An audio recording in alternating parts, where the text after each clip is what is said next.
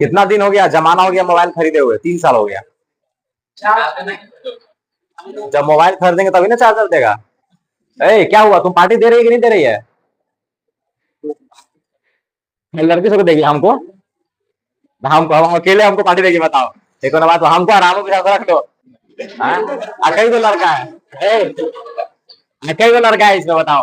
मतलब तुम 10 मतलब कैसे हंस रहा है रे?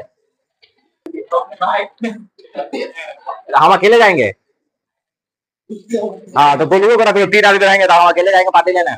एक काम कर, तुम इतना लड़का को दे, इतना लड़की सबको पार्टी दे ही रही है तो इतना कितना 2-4 गो लड़का तो है। बेचारा गरीब सब है, भूखा नंगा सब, कुछ खिला दो ये सब फिर। हाँ अच्छा, भूखा है नंगा नहीं है, चलो खैरियत है चलो। हाँ तो क्या विचार बना तुम्हारा? तो लड़की सबको क्या पार्टी दे रही है तुम, किस चीज का? अरे बताओ किस चीज का पार्टी दे रही है? मोमोज और मतलब ये हंगर वाला में? अच्छा। अरे उसे तो हंगर भी ले जा रही है, इसे तो उनका महालक्ष्मी को बैठा दो। अरे मैं तो छोड़, 5-5 रुपये वाला स्नैकर खिला देगा, आप देखो 5 वाला स्नैकर खिलाएगी। हाँ हाँ रे, 5 वाला स्नैकर खाएगा।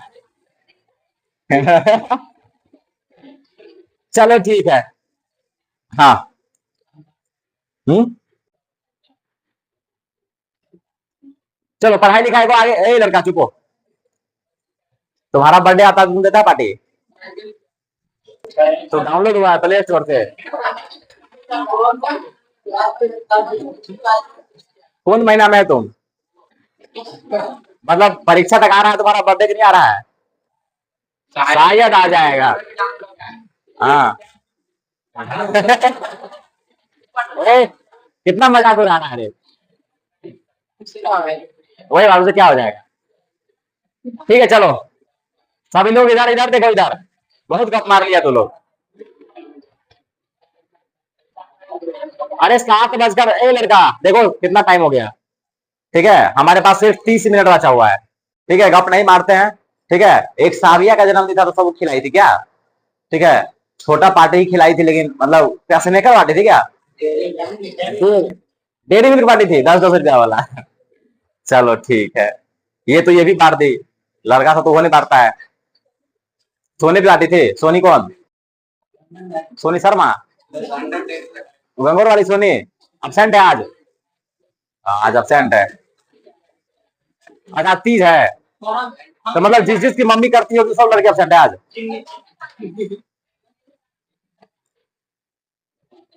बहुत त्योहार है यार, बहुत त्योहार है। चीनी बांटेगा? कोई बर्थडे हुआ रे पगला। चलो आगे बढ़ते हैं हम लोग। बहुत हंसी मजाक कर लिया, अब तुम लोग का थोड़ा सा मूड फ्रेश हो गया होगा क्या? तुम्हारा बाल कैसा है रे? मेरे से भी बेकार है। मम्मी तेल रख देती है? हाँ, इतना बड़ा हो गया तुम्हारी मम्मी तेल रखती है तुमको? चलो ठीक है, सभी लोग इधर ध्यान दो, लड़की लोग। ठीक है, अब तुम लोग थोड़ा सा ना पढ़ने पर दिमाग लगाओ, पूरे लड़की का दिमाग होगा अभी मोमोज पर। ठीक है, अब भी जैसे कभी खाई नहीं है, पूरा दिमाग मोमोज पे लगा दी होगी कि हंगर में जाएंगे। ऐसे हमको लगता है कि हंगर हंगर बोलते बोलते बहुत इसका प्रचार हो गया ना। वीडियो भाई सीन को काटना पड़ेगा क्या? ठीक है, काटे क्या? चलो ठीक है, आगे बढ़ते हैं। देखो इधर कम से लोग, ए चुप हो, अभी से कोई बात नहीं करेगा। अगला 30 मिनट ठीक है, चुपचाप सुनना है बस, और कुछ नहीं करना है। अगला 20-25 मिनट क्या करना है, सिर्फ सुनना है। ठीक है, देखो पिछले दिन हम लोग क्या पढ़ चुके हैं। देखो हमारा चैप्टर है बायोटेक्नोलॉजी एंड इट्स एप्लीकेशन। इसका तीसरा लेक्चर है आज, समझ रहे हो ना? इसका तीसरा लेक्चर है। ठीक है, पिछले 2 लेक्चर में हम लोग क्या पढ़े हैं, एप्लीकेशन कहां कहां करेंगे, और एग्रीकल्चर में किस तरीके से एप्लीकेशन करते हैं हम लोग, इसका समझ गया ना? यानी कि एग्रीकल्चर में इसका क्या यूज है, बायोटेक्नोलॉजी का। ठीक है, तो हम लोग पढ़ चुके हैं 2 यूज, यानी कि हम लोग बायोटेक्नोलॉजी का 2 जगह इस्तेमाल किए हैं एग्रीकल्चर में। पहला बीटी कॉटन बनाने में। कौन सा कॉटन?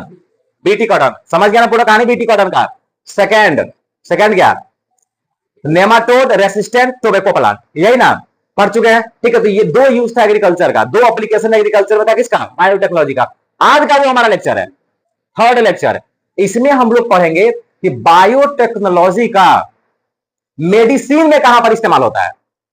सभी लोग मेडिसिन जानते हो ना, ठीक है। केमिस्ट्री में एक चैप्टर था, केमिस्ट्री इन एवरीडे लाइफ, वहां पे ड्रग्स और मेडिसिन पढ़ना ही है, तो सभी लोग ढंग से मेडिसिन के बारे में समझता होगा, ठीक है।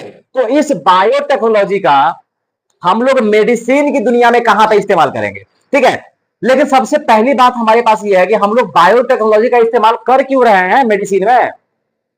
बहुत सारा तो इस तरीके से, मतलब जैसे मान लो आदमी को जब डायबिटीज होता है, पुराने जमाने का बात है, समझ गया ना, जब इंसान को डायबिटीज होता था तो डायबिटीज क्यों होता है, इंसुलिन के कारण। इंसुलिन की कमी हो गई तुम्हारी बॉडी में, डायबिटीज हो जाएगा।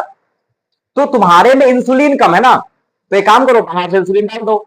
तो फिर वो इंसुलिन निकालोगे कहां से, तो किसी अदर एनिमल से, जैसे डॉग वगैरह के पेनक्रियाज से इंसुलिन निकाला जाता था, फिर वो इंसान को दिया जाता था, ठीक है। तो हमारे बॉडी की एक दिक्कत क्या है कि जब कोई बाहरी चीज हमारे बॉडी में घुसता है, नहीं समझा, मान लो कि कोई कुत्ता का चीज निकाल के तो अपने बॉडी में घुसा लेगा।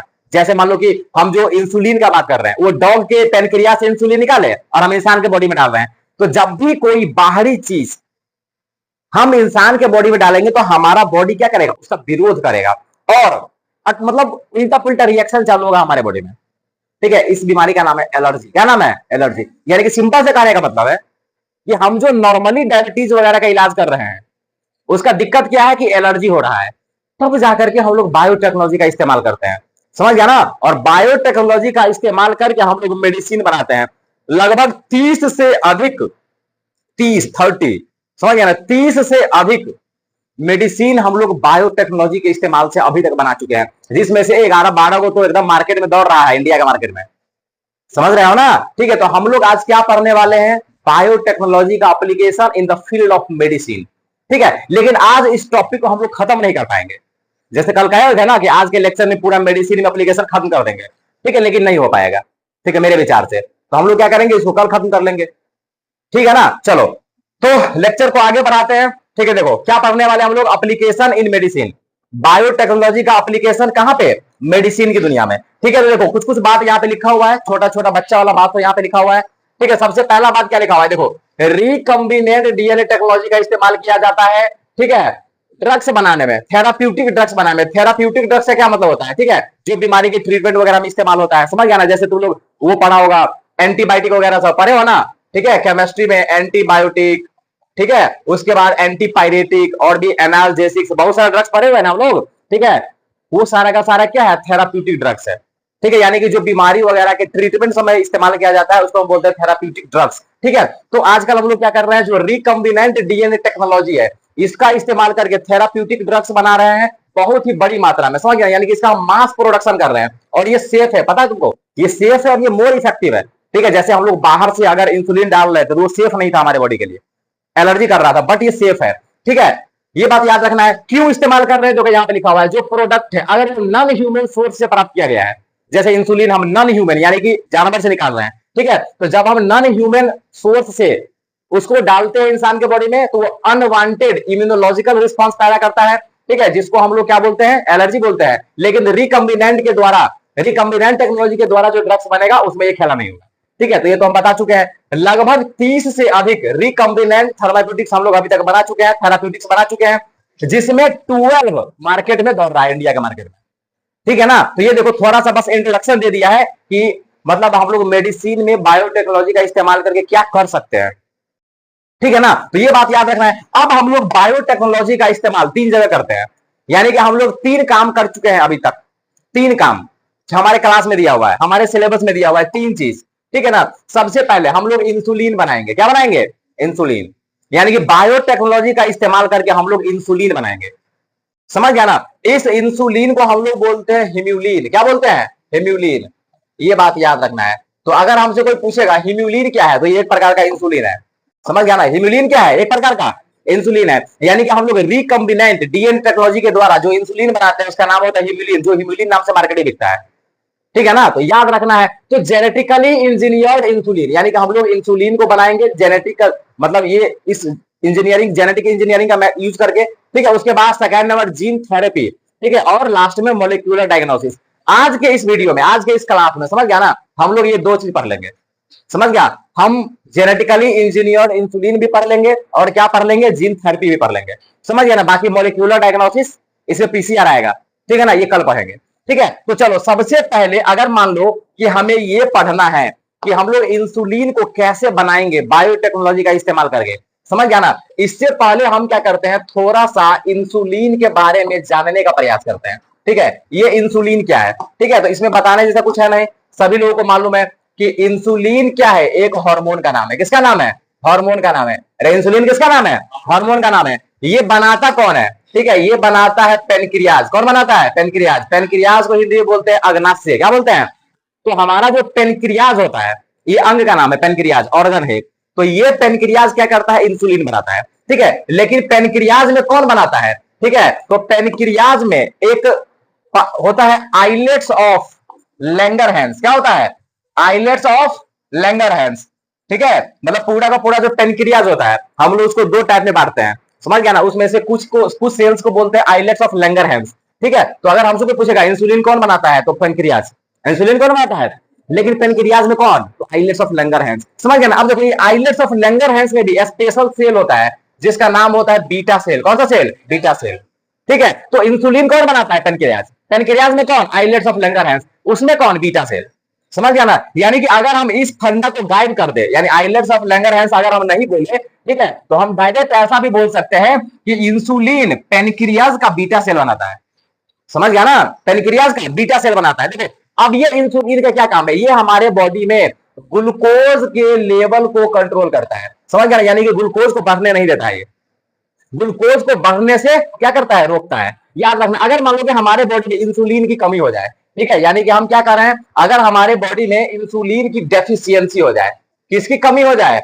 इंसुलिन की अगर कमी हो जाए, ठीक है, तो हमारे पास एक बीमारी होगा। यानी कि जिसके बॉडी में इंसुलिन की कमी हो जाएगी उसको एक बीमारी हो जाएगा। उस बीमारी का नाम है डायबिटीज। क्या नाम है? डायबिटीज। ठीक है ना? या इसी को थोड़ा अच्छा भाषा में बोलते हैं डायबिटीज मेलिटस। क्या बोलते हैं?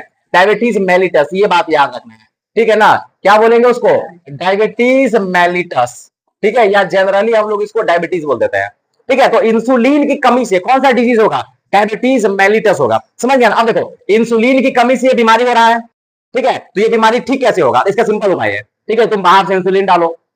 समझ गया ना? लेकिन ये ढंग का नहीं है। क्यों ढंग का नहीं है? क्योंकि अभी बताया कि जब तुम अदर नॉन ह्यूमन सोर्स से अगर इंसुलिन को डालोगे ना किसी के बॉडी में, किसी इंसान के बॉडी में, तो वो क्या करेगा? एलर्जी पैदा करेगा। तो साइंटिस्ट लोगों ने क्या किया?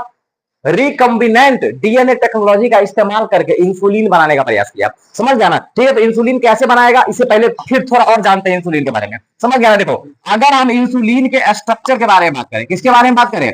स्ट्रक्चर के बारे में। सभी लोग इधर समझो, ठीक है, अगर हम इंसुलिन के स्ट्रक्चर के बारे में बात करें, समझ गया ना? ठीक है, तो देख, इंसुलिन दो टाइप के हैं। कितने टाइप के? दो टाइप के, यानी इंसुलिन दो होते हैं। एक को हम लोग बोलते हैं मैच्योर। क्या बोलते हैं? मैच्योर। समझ गया ना? ठीक है, मैच्योर। और एक होता है इमैच्योर। क्या होता है? इमैच्योर। ये बात याद रखना है, ठीक है ना? या प्रो मैच्योर ऐसा कुछ लिखा होगा एनसीईआरटी। ए लड़का, रे चुपचाप रहेगा, कोई बात नहीं करेगा। समझ गया ना? प्रो हार्मोन, ठीक है ना? प्रो हार्मोन यहां पे लिखा हुआ है एनसीईआरटी, ठीक है, या प्रो इंसुलिन उसको लिखा हुआ है। क्या लिखा हुआ है? यानी कि जो इमेच्योर स्ट्रक्चर होता है, जो इमेच्योर इंसुलिन है, उसको हम लोग बोलते हैं प्रो इंसुलिन। समझ गया ना? तो एनसीईआरटी ये इसको प्रो इंसुलिन लिखा हुआ है, ठीक है। आप देखो, सुनो, कहानी समझो, ठीक है, बहुत मतलब छोटा सा कहानी है, कोई इसमें रॉकेट साइंस नहीं है, ठीक है। तो इंसुलिन हमारे पास दो हो गया, एक प्रो इंसुलिन और दूसरा इंसुलिन, ठीक है, प्रो इंसुलिन और इंसुलिन, यानी एक मैच्योर है और दूसरा क्या है? इमेच्योर है। अब देखो कहानी समझो, ठीक है, पेज है हमारे पास खाली, ठीक है, देखो सुनो इधर, तो दो इंसुलिन है। अब देखो, ये जो इंसुलिन होता है ना, ये पॉलीपेप्टाइड चेन से मिलकर बना होता है। किसी से मिलकर बना होगा? पॉलीपेप्टाइड चेन से मिलकर बना होगा, याद रखना है। हाँ चलो, इसको छोटा कर देते हैं। चलो देखो इधर, तो इंसुलिन किस चीज से मिलकर बना होगा? ये पॉलीपेप्टाइड चेन से मिलकर बना होगा। किस से मिलकर बना होगा? पॉलीपेप्टाइड, यानी कि प्रोटीन के चेन से। पॉलीपेप्टाइड चेन यानी कि जो इंसुलिन है ये प्रोटीनियस हार्मोन है, यानी कि प्रोटीन से बना हुआ हार्मोन है। समझ गया? और ये पॉलीपेप्टाइड चेन से मिलकर बना होगा। अब देखो सुनो, ये जो तुम्हारा प्रो इंसुलिन है, ये तीन चेन से मिलकर बना होता है। कितने चेन से? तीन चेन से। एक का नाम होता है ए, एक का नाम होता है बी और एक का क्या नाम होता है सी।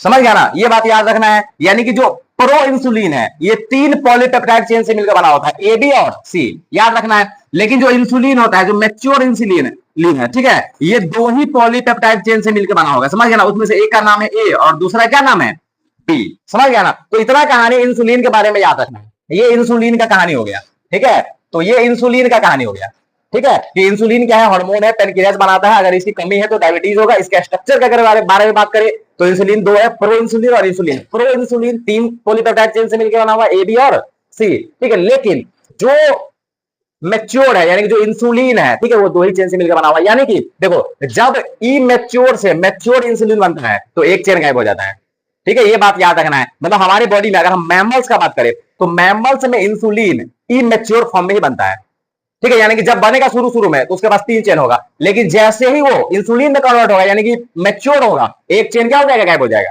ठीक है। तो ये बात याद रखना है। ये किसके बारे में बताए, हम ये बता चुके हैं इंसुलिन के बारे में। चलो थोड़ा सा देखते हैं एनसीईआरटी क्या लिखता है, ठीक है ना। अब देखो सुनो, इंसुलिन है, इसका यूज किया जाता है डायबिटीज वगैरह को ठीक करने के लिए, ठीक है। अगर इसकी कमी होगी तो डायबिटीज होगा। अब देखो, अगर इंसुलिन को हम लोग दूसरे जानवर से निकालेंगे, जैसे कैटल, पिग्स वगैरह से निकालेंगे, तो ये एलर्जी करेगा और हमारे बॉडी में और भी प्रकार का क्या कर सकता है, गड़बड़ी कर सकता है, अजीबोगरीब रिएक्शन कर सकता है, ठीक है ना।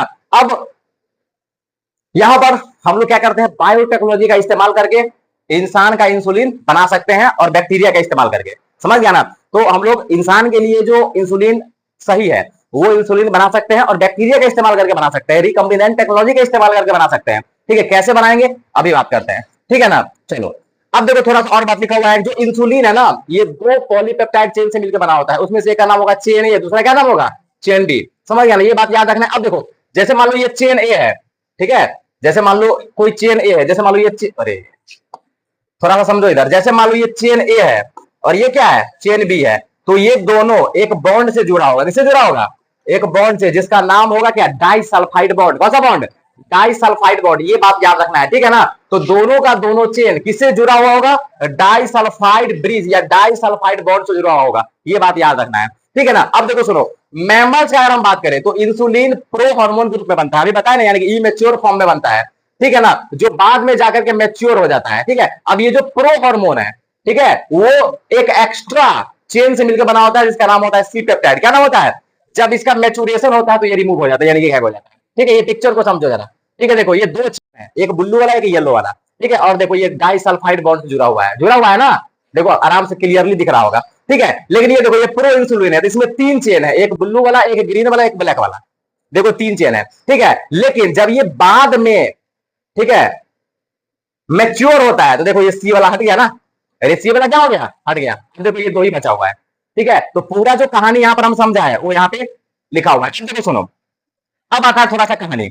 इंसुलिन के बारे में पूरा पढ़ लिए, इंसुलिन क्या है, किस कैसे इसका स्ट्रक्चर होता है, समझ गया ना। अब देखो, अमेरिका का एक कंपनी था, अमेरिका का एक कंपनी था जिसका नाम था इली लिली। क्या नाम था, इली लिली, समझ गया ना। ये 1983 का कहानी है। वो हंस लिया, हंसने वाला बात है कि समझेगा।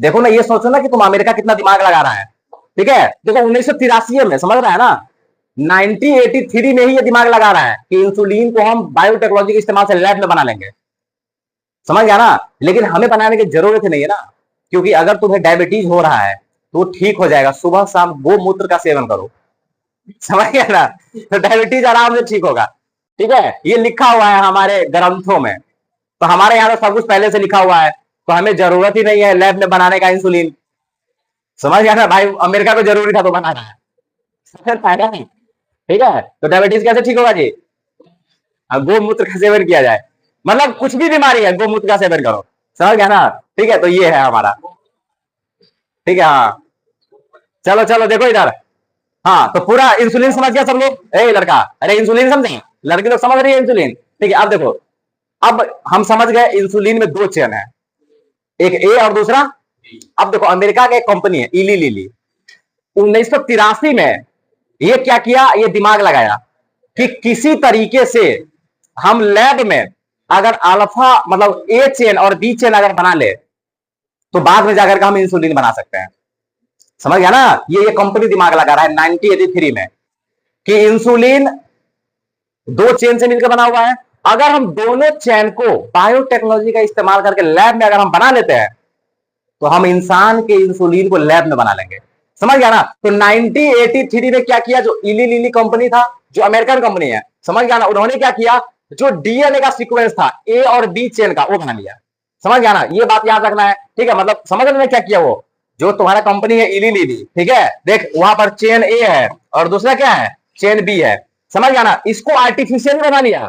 समझ गया ना, जितना भी इसमें सीक्वेंस वगैरह था, न्यूक्लियोटाइड वगैरह, तो सब कुछ उसको आर्टिफिशियली बना लिया। जब ये बन गया ए और बी, तो क्या किया, उसको ई कोलाई के बॉडी में डाल दिया। मान लो कि ये ई कोलाई है, क्या है ये, ई कोलाई। देखिए यहाँ पर हम बैक्टीरिया का इस्तेमाल कर रहे हैं, इसे थोड़ा, इसीलिए थोड़ा देर पहले हम बताए हुए थे कि हम लोग बैक्टीरिया का इस्तेमाल करके इंसुलिन बनाएंगे, ठीक है। तो इन्होंने क्या किया, ए और बी बना लिया और फिर उसको डाल दिया ई कोलाई के बॉडी में। कहां पे डाल दिया, ई कोलाई के बॉडी में। समझ गया ना, और जब मतलब प्लाज्मिड वगैरह का इस्तेमाल करके डाला, समझ गया ना, ई कोलाई के बॉडी में डाला, और ई कोलाई के बॉडी में जब गया तो वहां पे इंसुलिन बनाने लगा। क्या करने लगा, इंसुलिन बनाने लगा। समझ गया ना, फिर बाद में उसको डाइसल्फाइड बॉन्ड वगैरह से जोड़ जाड़ के और इंसान का इंसुलिन बना दिया। समझ गया ना। तो देखो इस तरीके से हम क्या किए, बायोटेक्नोलॉजी का इस्तेमाल करके इंसुलिन बना लिए लैब में। समझ गया ना, ये हम नहीं किए, ये अमेरिका किया। समझ गया ना, ठीक है। तो ये देखो, ये कहानी है। अरे समझा सभी लोग, ठीक है। तो देखो ये जेनेटिकली इंजीनियर्ड इंसुलिन का कहानी है। तो ज्यादा कहानी तो इसमें इंसुलिन के बारे में है, इंसुलिन क्या है, इसका स्ट्रक्चर, और बहुत छोटा सा कहानी दिया हुआ है कि भाई इली लिली कंपनी है 1983 में अमेरिका का, उसने क्या किया, जो ए और बी चेन होता है उस दोनों को बना लिया और फिर उसको ई कोलाई के बॉडी में डाला और वहां पर इंसुलिन बनने लगा। फिर बाद में क्या किया, दोनों को डाइसल्फाइड वगैरह से जोड़ जाड़ के इंसान का इंसुलिन बना दिया, जो हिम्यूलिन नाम से बिकता है मार्केट में। ठीक है, सो रही है बुआ शबनम, शबनम सो रही है, ठीक है। चलो आगे बढ़ते हैं।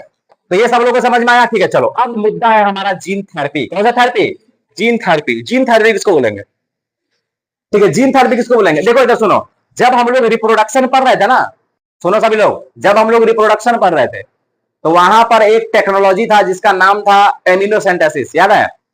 हम लोग एमिनोसेंटेसिस का इस्तेमाल करके क्या कर सकते हैं, अगर मान लो कि कोई बच्चा है, अगर उसके जीन में कोई गड़बड़ी है, यानी कि कोई ऐसा बीमारी है जो जीन में गड़बड़ी कारण हो रहा है, तो हम पता कर सकते हैं ना।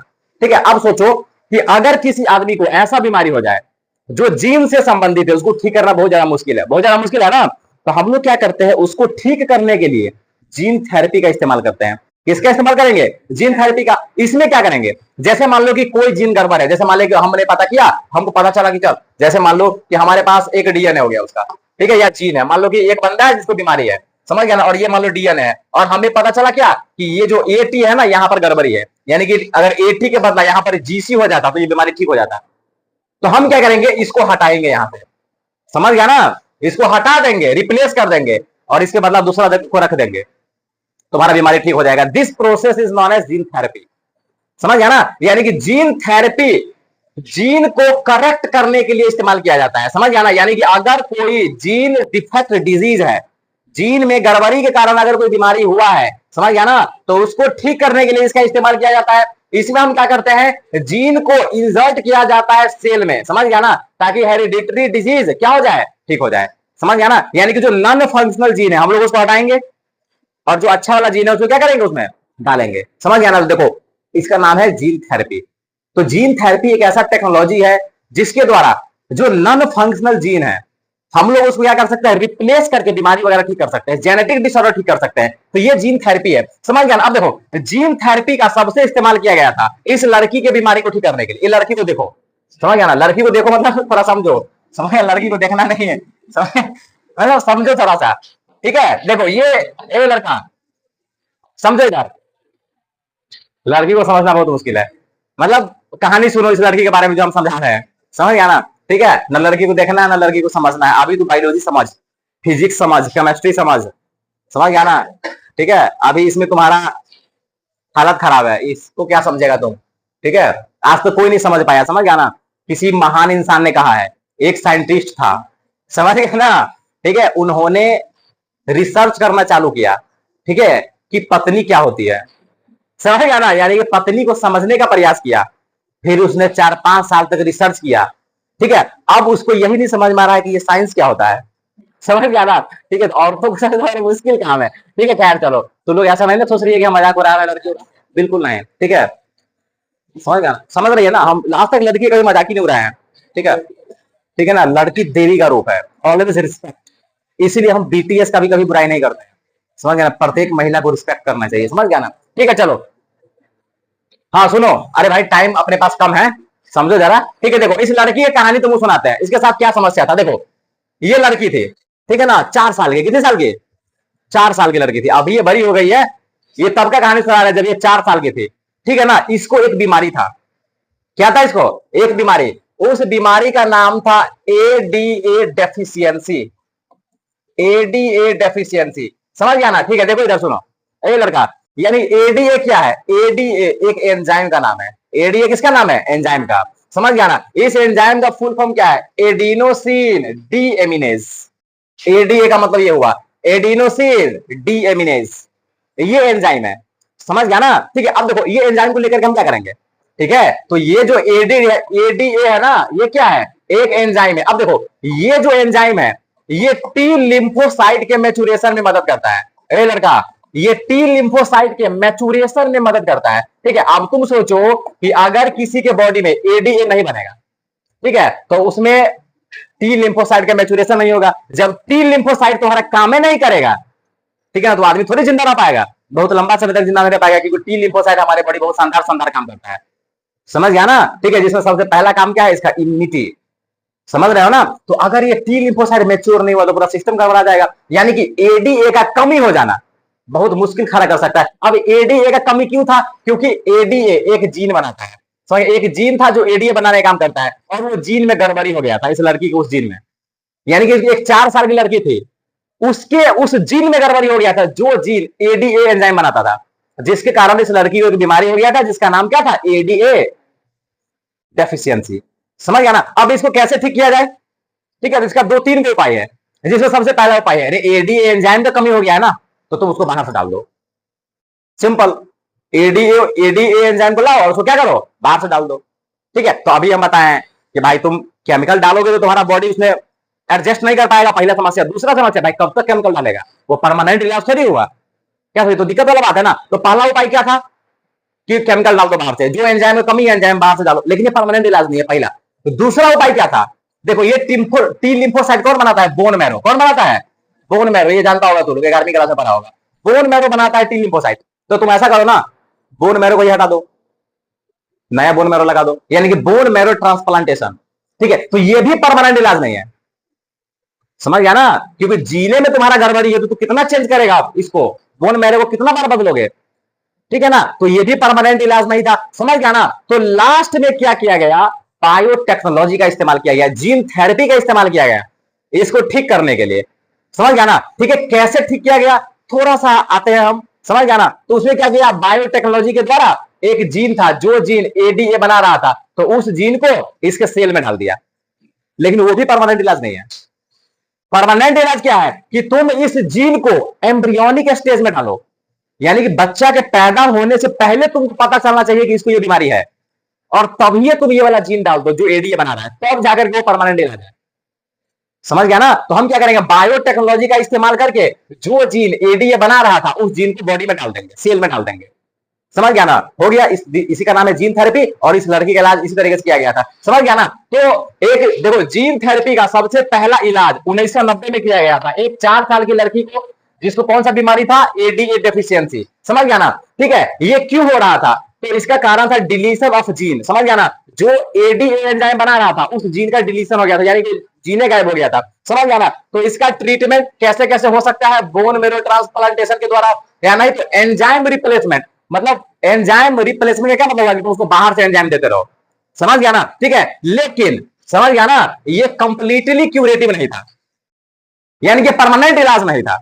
ठीक है, तो परमानेंट इलाज कैसे किया गया, तो परमानेंट इलाज किया गया जीन थेरेपी के द्वारा, किसके द्वारा, जीन थेरेपी के द्वारा, समझ गया ना। ठीक है, तो इसमें क्या किया गया, जो तुम्हारा लिम्फोसाइट था, समझ गया ना, लिम्फोसाइट का कुछ सेल लिया गया, जो पेशेंट था, जो लड़की थी, ठीक है, उसका टी लिम्फोसाइट में से कुछ सेल लिया गया, समझ गया ना, उसको ग्रो कराया गया, ठीक है, और उसमें क्या किया गया, बायोटेक्नोलॉजी के द्वारा वो जीन डाला गया, समझ गया ना। ठीक है, और फिर उसको पेशेंट के बॉडी में डाल दिया, समझ गया ना। ठीक है, लेकिन इसका भी दिक्कत है कि तुमको इसको बार बार करना पड़ेगा, ठीक है, क्यों, क्योंकि भाई तुमने जो लिम्फोसाइट निकाला, अरे टी लिम्फोसाइट निकाला ना, अब उसमें कुछ जीनोन डाल दिया, अब फिर उसके बॉडी में डाल दिया, तो टी लिम्फोसाइट कितने दिन के बाद मर जाता है, यानी कि तुम टी लिम्फोसाइट में इलाज इलाज करके उसको बॉडी में डाल दिया, अब बॉडी में गया टी लिम्फोसाइट थोड़ा देर के बाद मर जाएगा, क्योंकि इसका जो लाइफ स्पेन होता है बहुत कम होता है। तो बताइए ये भी परमानेंट इलाज है? नहीं है। तो परमानेंट इलाज एक ही है, समझ गया ना? जो एडीए जीन है उसको तुम बोन मैरो में डालो। कब कब डालो? एम्ब्रियोनिक स्टेज में। तब जाकर के ये परमानेंट क्योर होगा, तब जाकर के ये परमानेंट क्योर होगा, परमानेंट इलाज होगा। अरे कहानी समझा? ठीक है, देखिए जीन थेरेपी। ठीक है, अगर 2 नंबर में तुमसे पूछेगा जीन थेरेपी, समझ गया ना? तो बस इतना लिखना है। 5 नंबर में पूछेगा तो पूरा एक्सप्लेन करना है, इतना कहानी हम समझाए हैं। ठीक है, ये लड़की का पूरा कहानी समझाओगे तुम। ठीक है, तो आज के लिए बस। ठीक है, कल हम लोग पढ़ेंगे मोलिक्यूलर डायग्नोसिस और थोड़ा सा और एक स्टेप आगे। ठीक है ना? तो देखो मेडिसिन में भी लगभग हम लोग बायोटेक्नोलॉजी का इस्तेमाल कर लिए लगभग। ठीक है, तो इसको क्या किया जाए? व्हाट्सएप पर भेजा जाए। ठीक है, चलो तो फिर चलो, माइक नहीं बंद हुआ लेकिन साथ दिया।